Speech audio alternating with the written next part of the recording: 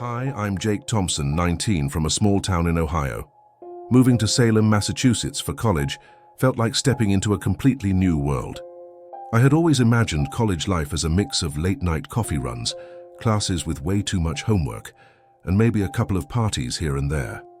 I didn't expect it to start with fear, or that my very first apartment would make me question my sanity.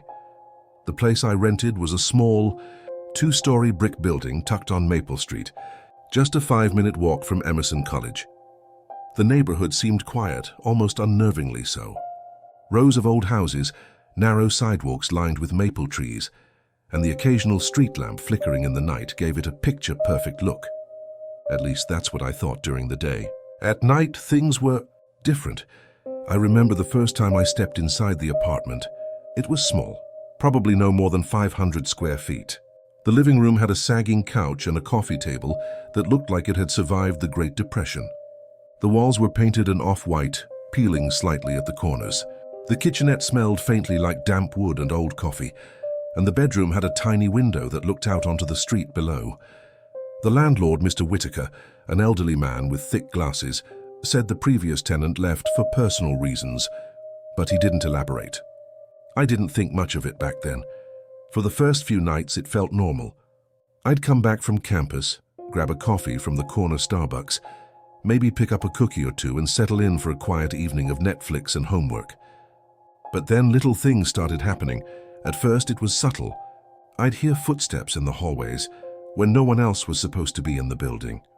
The bedroom door would sometimes be slightly ajar, even though I was sure I had locked it. I told myself it was the old building settling, that I was just imagining things. But then the whispering started. I remember the first night it happened. It was about a week after I moved in, around 11:30 p.m. I woke up to a soft, almost inaudible whisper. I sat up, heart racing, trying to figure out if it was coming from my mind or from the apartment itself. The voice was low, like someone was muttering just beyond my ear. "Jake, you shouldn't be here." I froze, my own name. I live alone. I had literally just walked into my bedroom from the kitchen. I checked every corner, the closet, under the bed, behind the curtains.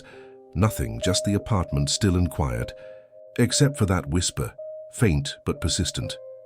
The next day at Emerson, I tried to laugh it off with my roommate, Ben. "Probably just stress," I said, forcing a smile. "New apartment, new city."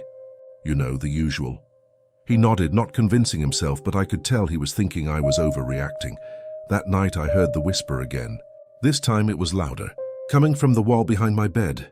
"Leave, before it's too late." I tried to sleep with the lights on, but the shadows in the corners of the room seemed to move, stretching toward me. I started keeping a journal, writing down every sound, every shadow, every strange feeling. The knocking started shortly after, always at 3:33 a.m. 3 sharp, deliberate knocks, sometimes on the door, sometimes on the walls, sometimes right on my window. I never answered. I couldn't. I started noticing the building wasn't as normal as it seemed during the day. My neighbors were quiet, almost ghost-like. I'd walk past them on the stairwell, and they'd vanish around the corner. The street outside my window seemed empty, even during rush hour. And the campus across the street, Emerson, which should have been bustling, had this stillness. I began to feel watched. Then came the objects moving. At first, just small things.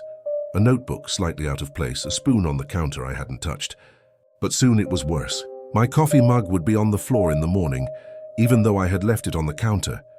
My textbooks would be open to pages I hadn't read. I'd come home from class, and the smell of burnt toast would be in the kitchen, even though I hadn't cooked anything. One night, while sitting on the couch trying to focus on a paper for my American literature class, I felt a cold draft across my neck. I turned slowly, and I swear the shadow in the corner of the living room twitched like it had just noticed me. My heart nearly stopped. I ran to my bedroom, locked the door, and didn't leave for the rest of the night. I remember it vividly, the night I finally saw it. I had been awake for hours, listening to the whispers and the creaks of the building. Around 2:45 a.m., a figure appeared in the corner of my bedroom. It was tall, faceless, and dark, like all the light had been sucked out of the room. It didn't move at first, just stood there. Then it tilted its head toward me. I couldn't move, couldn't scream. "You belong here," it whispered, a voice like silk and shadow echoing from every corner at once. I packed my things immediately. I didn't even care about finals, about the semester, about college.